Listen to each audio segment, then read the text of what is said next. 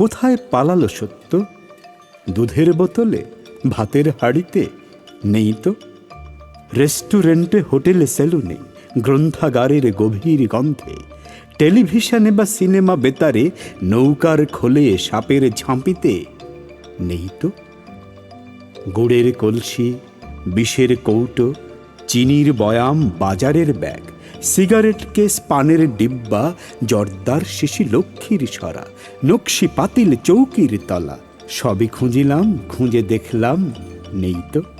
সাংবাদিকের কাঠের ডেস্কে, কাগজে, কেতাবে, পুঁথিতে, কলমে, ইঞ্জেকশনে, দাঁতের মলমে, ভ্যানিটি ব্যাগ বা পকেটে, আঁচলে, ড্রয়ারে, ব্যাংকে, আয়রন সেফে, সত্য নামক মহান বস্তু নেই তো।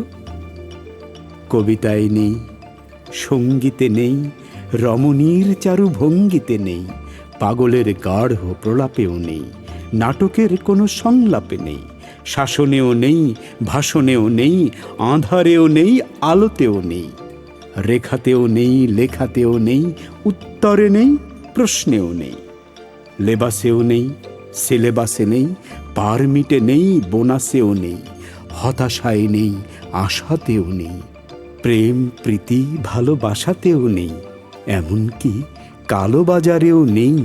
কোথায় গেলেন সত্য?